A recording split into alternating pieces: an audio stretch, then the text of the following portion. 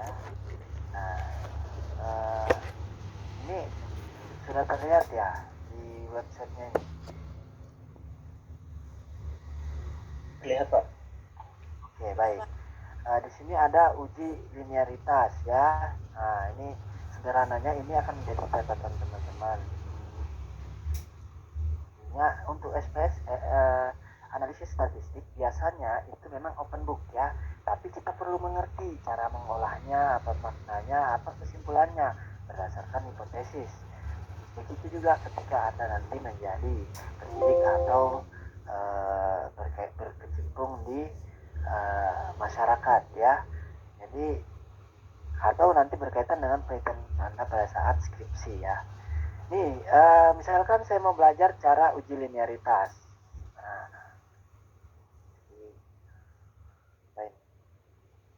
oke, uji linearitas kemudian muncul ya.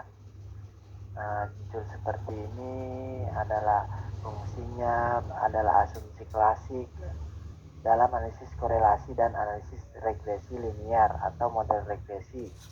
Sebuah model regresi dikatakan baik atau memenuhi persyaratan apabila ada hubungan yang linear antara satu variabel independen dan satu variabel dependen. Independen itu artinya kebebasan atau variabel bebas ya. Sedangkan dependen itu adalah variabel terikat. Apa yang mau ditingkatkan? Misalnya hasil belajar yang bisa diubah-ubah itu adalah minat, motivasi, artinya bisa ditingkatkan. Nah, seketika dia linear atau berpengaruh ya, maka tentu saja kita bisa meningkatkan motivasi supaya nanti hasil belajarnya juga meningkat. Itu kalau seandainya ada pengaruhnya. Nah, mengetahui berapa besar pengaruhnya, bagaimana bentuknya, kemudian berpengaruh positif atau negatif, kita lakukan uji regresi ya. Kemudian intinya uji dengan secara statistik atau kuantitatif ya. Nah, di sini linearitas dimaknai hubungan antar variabel seperti garis lurus atau membentuk pola garis linear. Linear itu artinya adalah lurus ya, garis lurus.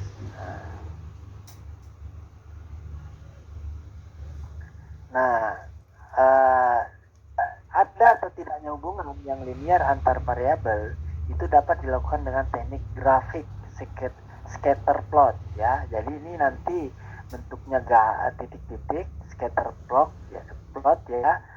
Nanti baru diprediksi bentuk garisnya itu seperti apa gitu. Nah, hubungan antara variabel bebas dengan variabel terikat dapat bersifat positif atau negatif.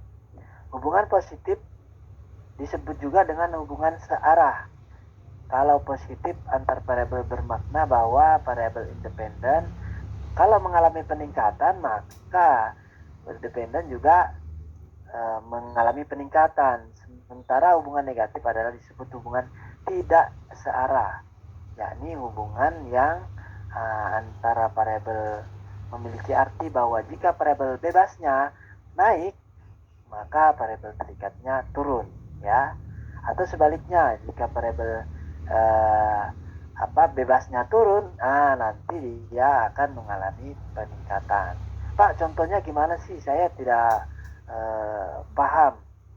Nah, contohnya misalkan minat, atau motivasi. Kalau siswa itu termotivasi atau memiliki minat, semakin tinggi minatnya dan motivasinya, seyogianya ya hasil belajarnya juga meningkat ya.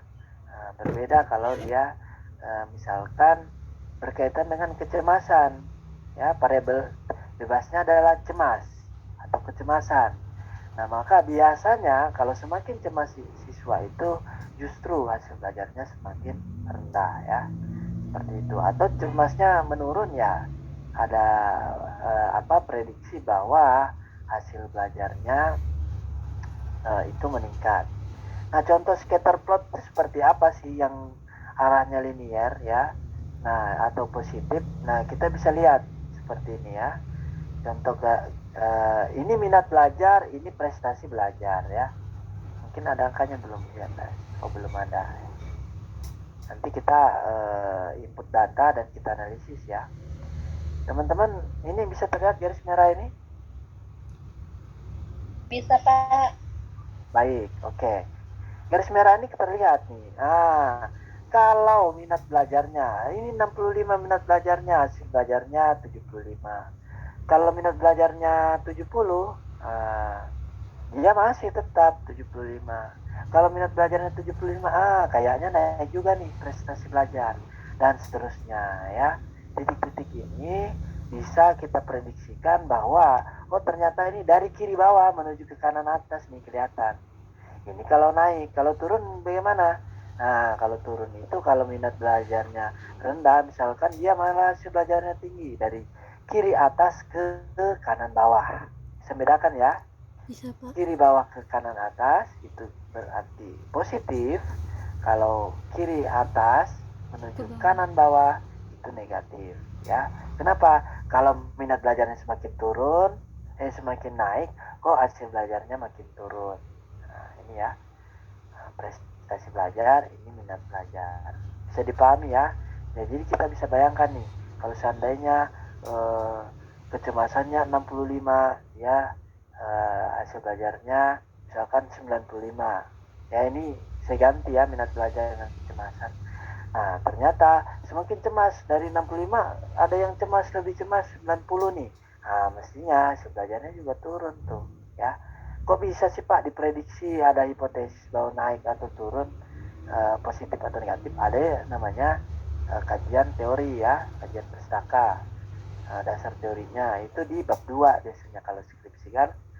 Bab 1 pendahuluan, bab 2 itu kajian pustaka, bab 3 itu metode penelitian, yang keempat hasil penelitian, yang kelima itu kesimpulan. Nah, berdasarkan sketsa plot di atas terlihat titik-titik plot ya. Kemudian diprediksilah itu garis. Artinya garis ini awalnya tidak ada, kemudian ada titik-titik ini, kemudian kita seolah-olah membuat garis lurus ya, yang ibaratnya bisa menaungi ini titik-titik mana yang terdekat. Kalau dia sebelah kiri semua ya tidak bagus ya, di tengah-tengah lah dia ya. Nah, supaya nanti jarak titik-titik dengan garis itu tidak terlalu jauh. Nah, sedangkan ini kiri bawah ya, kiri garisnya dari kiri atau sebaliknya kanan bawah ke kiri atas. Itu berpengaruh negatif. Kenapa?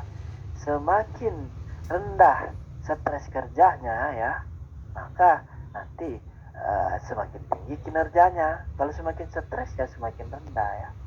Panah ini tidak jadi masalah, tergantung dia mau ngeceknya berdasarkan stres kerjanya kah atau kinerja pegawainya. Nah, kalau ini dilihat kan berdasarkan stres kinerjanya mulai dari terendah ke tertinggi ya, maka nanti stres kerjanya dari tinggi ya menuju ke kinerja pegawainya. Bisa ada yang mau ditanyakan sampai di sini? Atau kurang besar ya angkanya? Saya kasih lihat ya, ini yang positif tadi, bahwa kalau dia semakin naik ya, semakin naik ini kan angkanya minat belajar, maka juga semakin naik prestasi belajar. Lihat dari sini nih, kalau sini kan taruhlah 70 minat belajarnya, prestasi belajarnya 80. Mudah-mudahan teman-teman masih ingat ya koordinat kartesius waktu di SMA dan di SMP ya, materinya terkait koordinat kartesius, x-nya berapa, y-nya berapa, seperti itu. Kalau ini ternyata kalau misalkan dia stres kerjanya 17,5, berapa prestasi kinerjanya, naik ke sini kan, tetap di sini. Ini sekitar 27.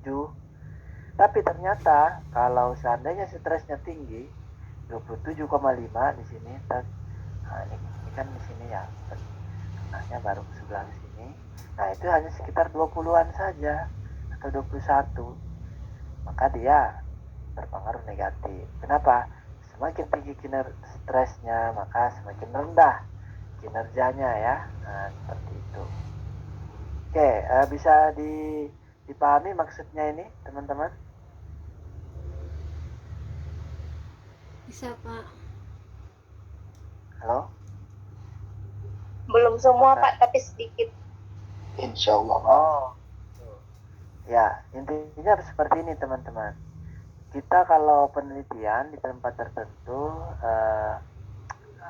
kalau seandainya taruhlah di suatu perusahaan ya, perusahaan atau ya perusahaan lah intinya ya.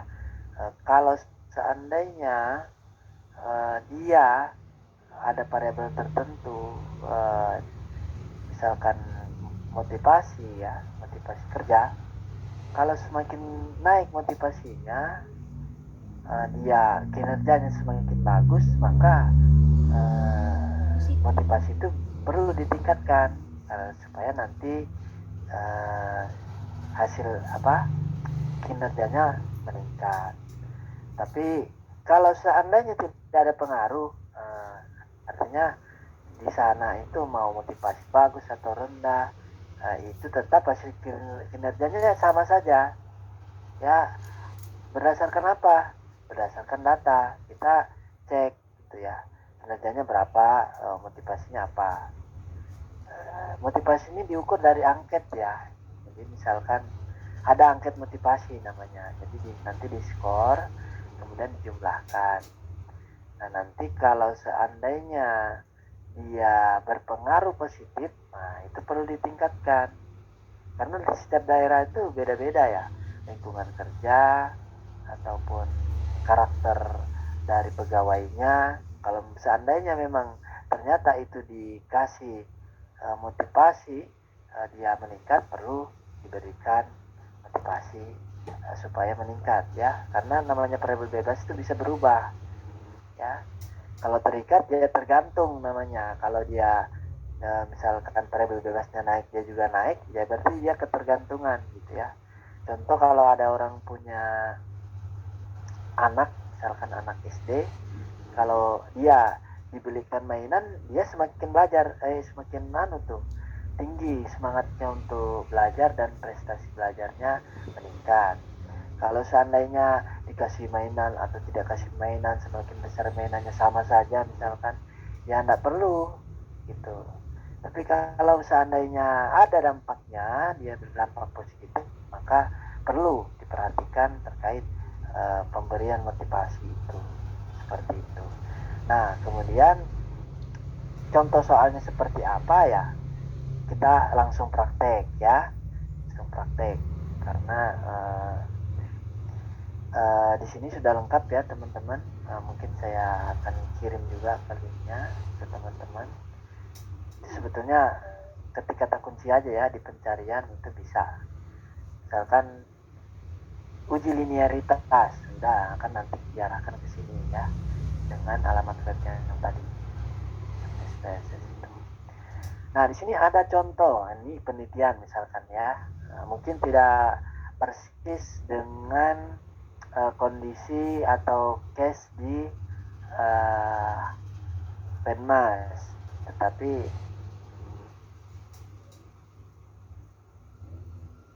bisa dikaitkan nanti.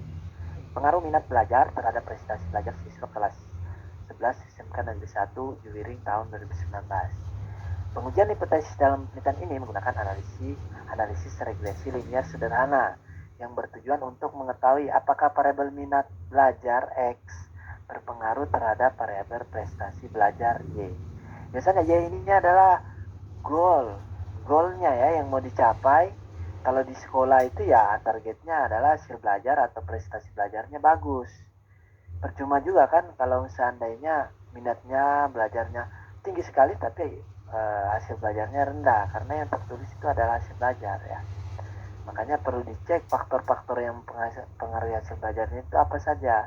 Bisa motivasi, minat. Nah, dalam penelitian itu ya perlu dilakukan pengecekan ya, diteliti, research yang mana sih variabel yang paling besar pengaruhnya atau yang berdampak pada hasil belajar itu, supaya nanti optimal itu hasil belajar ya. Nah, sekarang di sini ada minat belajar X ya, variabel X dan prestasi belajar Y ya, sebagai variabel terikatnya. Siswa yang diteliti itu hanya 12 dalam kondisi ini ya. Kalau kuantitatif biasanya tidak jadi masalah tuh, masalah jumlah ya. Nah, pertama-tama teman-teman boleh mengcopy ini ya, atau diinput dalam Excel atau langsung di di copy ya, diinput di Excel dulu baru di copy ke SPSS, atau langsung diinput di SPSS bisa ya. Dalam kesempatan ini saya akan praktekkan secara utuh ya semuanya. Jadi di sini teman-teman boleh kalau mau menyimpan data, atau misalkan saya akan membagi ke teman-teman ini tulisan ini ya, supaya nanti teman-teman bisa langsung mengcopy ke SPSS supaya tidak salah input, saya ketikkan ya. Nah, misalkan di sini ada nomor responden, kemudian minat belajar sebagai X-nya, dan juga prestasi belajar. Nah, teman-teman boleh simak nih, bisa menilai apakah analisis dengan SPS ini rumit kah, mudah kah, atau sangat gampang kah. Nah, teman-teman akan lihat setelah praktek ini ya. Nomor responden itu ada 1 sampai dengan 12. Saya tarik sampai 12 ya. Sudah selesai. Dan minat belajarnya 75, 70, 70, 80, 75, 85, 88, 75, 75, 65, 70. Nah, ini akan saya share nanti di kolom chat ya. 70, 80, 75, 75, 90, 85, 85, 95, 80, 90, 75, 75 ya. Sorry, ada yang terlewati. 85, 95 nya 2 kali ya. Saya input saja ya. Ini adalah 95. Nah, seperti ini teman-teman, sudah sama ya. Mau disamakan seperti yang di sana ya boleh.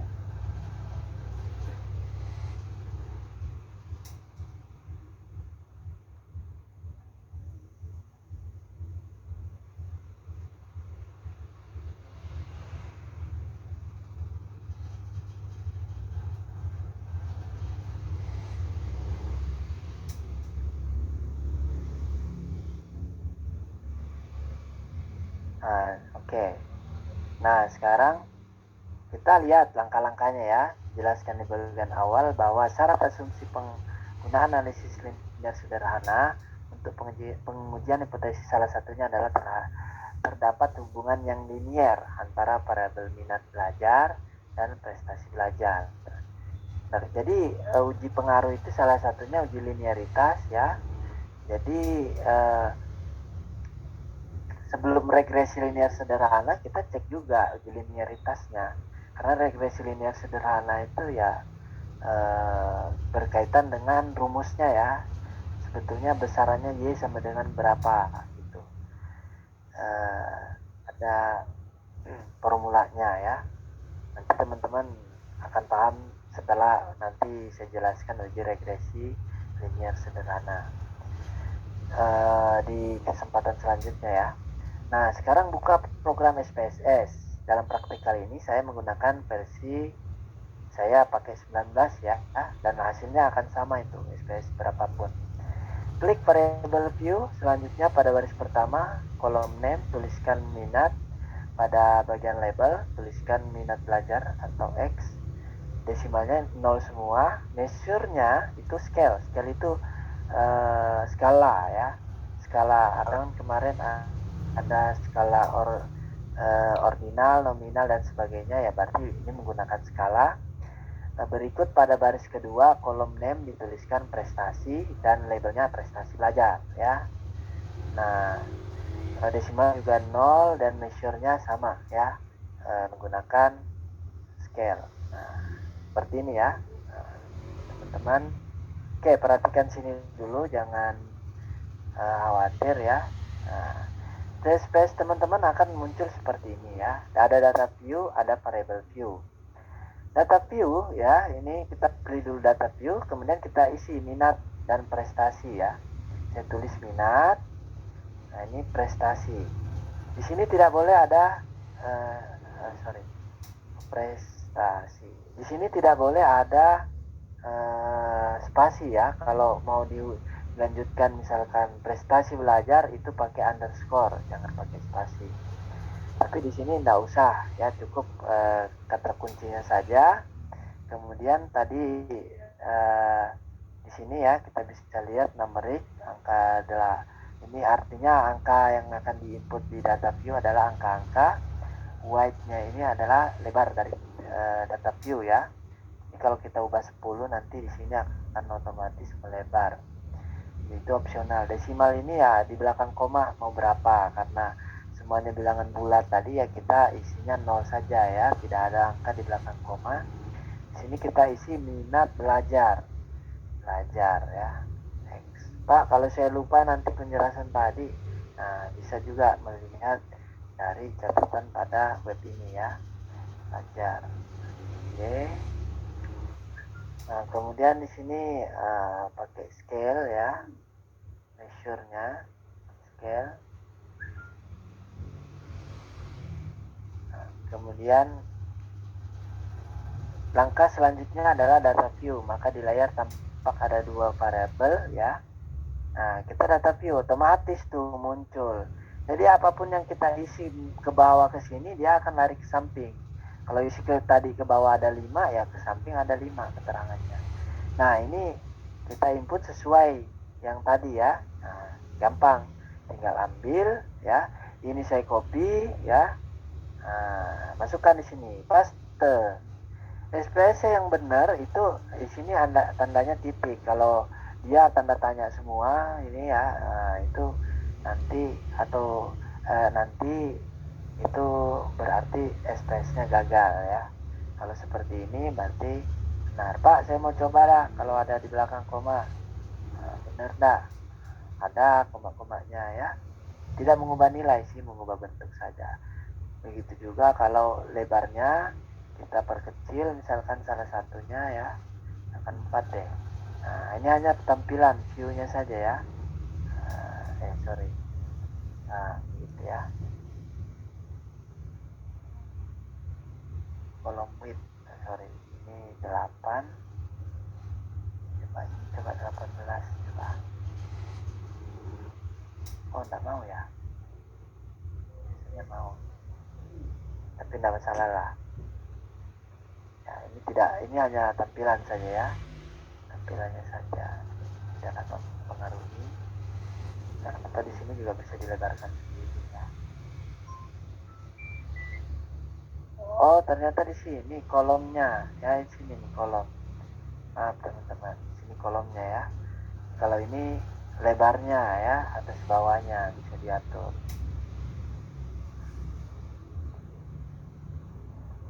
Kita pakai 8 misalkan ya. Nah, seperti ini. Jadi enggak jadi masalah itu berapapun angka termasuk desimalnya, hanya saja output kita nanti ya kalau pakai koma ya koma juga dia, koma 00 ya. Nah, sekarang kita lakukan ya, saya kembali ke bawah. Jika data sudah terinput, pilih graph legacy dialog ya. Graph legacy dialog ya, scatter dot. Nah, scatter slash dot, klik. Nah, dia katakan bahwa untuk analisis ini kita pilihnya adalah simple scatter kemudian define. Pilih ini kemudian define ya. Nah, apa yang dimasukkan di sini? Simple scatter ya. Ini kotak simple scatter yang mana sih? Nah, ini saya zoom ya sebentar.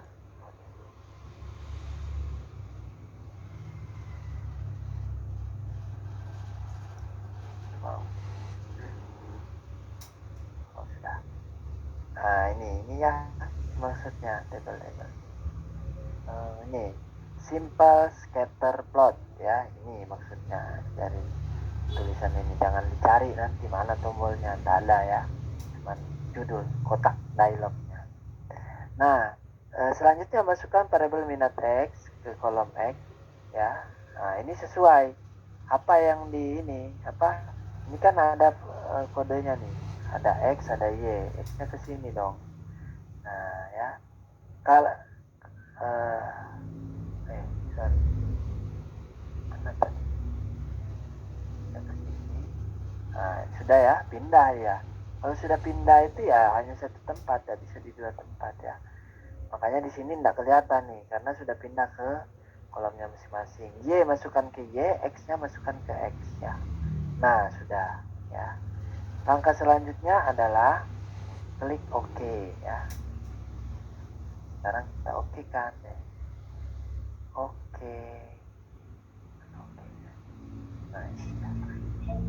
Nah,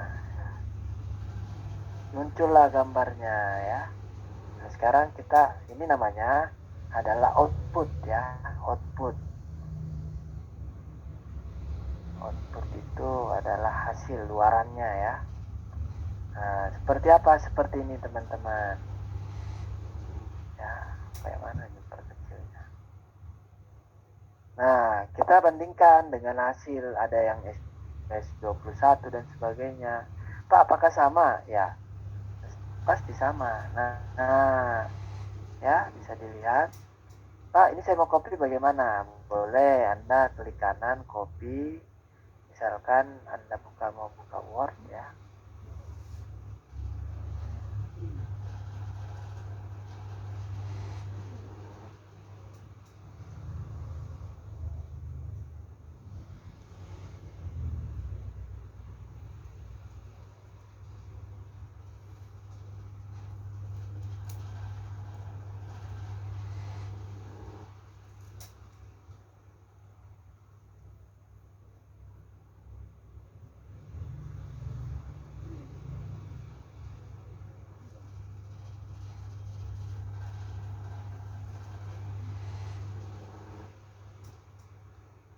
Nah, ini ya. Oke, saya. Nah, ini. Hanya saja beda, tidak ada garisnya ya. Karena garis ini kita yang buat. Itulah kelemahannya linearitas. Jadi hanya memprediksi, mengira-ngira kira-kira bentuk garisnya itu linear atau tidak. Kalau sebarannya ternyata di sini ada titik, sini ada titik, tentu kita tidak bisa menentukan ya, memprediksi bentuk garisnya sehingga tidak teruji bahwa dia linear. Kalau seperti ini kan bisa lihat, linear dia ya, kan sebarannya kalau di semakin kiri ya semakin bawah, kalau semakin ke kanan ya semakin di atas, seperti itu. Nah, bagaimana menyimpulkan? Berdasarkan output grafik scatter plot di atas terlihat titik-titik plot data membentuk pola garis lurus dari kiri bawah naik ke atas ke kanan atas ya, atau sebaliknya tidak masalah karena data itu tidak selalu ketemunya yang siswa yang ketemu pertama ternyata ya minat belajarnya tinggi ya, berarti ketemunya di sebelah kanan dulu, baru dicek ke belajarnya berapa. Jadi ini teman-teman berpasangan ya. Jadi nomor responden ini kalau orangnya nomor 1 ya berarti orangnya sama. Kita akan mengambil datanya sekaligus, minat belajarnya berapa ya kita lihat juga prestasi belajarnya, skornya berapa. Baru kita nanti setelah sampelnya lengkap baru nanti dianalisis ya. Jangan nanti si A cuman minat belajarnya diambil, terus nanti prestasi belajar di kelas yang lain atau siswa yang lain atau di PKBM ya, yang orangnya respondennya beda. Jangan begitu, harus pasangan ya. Nggak boleh ditukar juga, di sini 70, di sini 80-nya dengan 75-nya ditukar, itu tidak boleh. Nah, membentuk hal ini menunjukkan bahwa ada hubungan linear dan positif ya. Nah, kriteria positif dan negatif tadi sudah saya sampaikan di awal. antara variabel minat belajar X dengan variabel prestasi belajar ya. Hubungan positif ini berarti jika minat belajar siswa mengalami peningkatan, maka prestasi belajar siswa akan meningkat pula karena terdapat hubungan yang linear ya. Hubungan yang linear antara X dan Y ya. Salah satu asumsi atau prasyarat untuk model regresi dalam penelitian ini sudah terpenuhi. Ini prasyarat ya. Kelemahannya apa? Ini ada secara transparan disampaikan apa kelemahannya, bahwa penggunaan scatter plot, grafik scatter plot ini mendeteksi hubungan linear antar variabel terletak pada subjektivitas penafsiran ya dari hasil atau grafik yang ada. Nah, bisa saja sebuah grafik scatter plot sebenarnya tidak menunjukkan adanya hubungan yang linear. Akan tetapi peneliti tetap beranggapan bahwa grafik scatter plot menunjukkan adanya hubungan yang linear. Oleh karena itu diperlukan alternatif uji lain untuk mendeteksi pola hubungan antar variabel tersebut apakah memang linear atau tidak linear. Salah satu cara yang paling akurat adalah dengan uji signifikansi deviation from linearity, atau langkah-langkah uji tersebut dapat disimak pada klik ini ya. Nah, nanti klik ini nanti akan saya jelaskan di pertemuan selanjutnya ya. Nanti saya stop dulu ya, stop dulu. Saya mau komunikasi dengan teman-teman dulu. Teman-teman, informasi ujian tanggal 3 ada tanggal 2 ya. Saya khawatir teman-teman itu tidak bisa di-prepare untuk jadwalnya ada malam atau berbenturan. Kalau disetujui atau belum ada keluhan, itu saya usulkan untuk di classroom seperti kemarin. Ada link videonya disimulasikan secara lengkap, ada file untuk yang di copy ya atau di input manual juga tidak masalah, seperti tadi contohnya langkahnya dari awal sampai akhir, dan ada catatannya. Artinya teman-teman boleh mengcopy ini saja, fotokopi atau di print ya, atau intinya tidak harus menulis ulang di buku catatan. Pertimbangannya efektivitas, dan untuk statistik memang idealnya itu adalah open book ya. Nah, kemudian kecuali ini ya yang kemarin itu, karena ini kan analisis dengan asumsi-asumsi ya. Nah, kemudian kalau misalkan menurut teman-teman itu tidak efektif, saya lakukan dengan Zoom saja ya. Karena kalau di kelas tentu saja terbatas kalau tidak masuk semua offline. Kalau saya harus sambil online, sambil hybrid gitu ya, di papan tulis tentu input datanya ribet sekali ya. Seperti itu. Bagaimana teman-teman? Atau nanti dibicarakan dulu ya, mungkin teman-teman butuh waktu ya. Atau nanti juga bisa classroom, misalkan ada saya upload 3 pekan ini, nanti tidak usah kuliah lagi, tapi teman-teman cicil tuh sampai sebelum ujian ya. Misalkan pekan depan saya upload hari Senin 1, Kamis 1, Sabtunya 1, tapi aksesnya itu boleh kapan saja sebelum ujian, tapi sehingga nanti satu pekan sebelum ujian ada link Zoom untuk tanya jawab kalau seandainya teman ada pertanyaan terkait itu, atau di setiap akhir pekan Sabtu ya, atau malam, itu hanya khusus mahasiswa yang ingin bertanya. Yang tidak ingin bertanya tapi sudah mengakses itu tidak wajib hadir ya, dan hasil tanya jawabnya itu nanti videonya akan di-share di classroom juga. Mungkin itu tawaran dari saya ya, karena teman-teman yang mengalami tentu saja keputusan dari teman-teman yang nanti menjadi kesepakatan kita ya. Saya hanya memberi opsi. Oke, mungkin itu nanti ya Novia Beatrice ya, nanti mohon dikomunikasikan dengan teman-teman. Kalau di sini mungkin terlalu kurang pas mungkin saya ya, kalau langsung saya minta hasilnya sekarang itu mungkin teman-teman perlu diskusi dulu. Jadi supaya tidak sepihak. Baik, saya lanjutkan ya. Ada pertanyaan sampai di sini?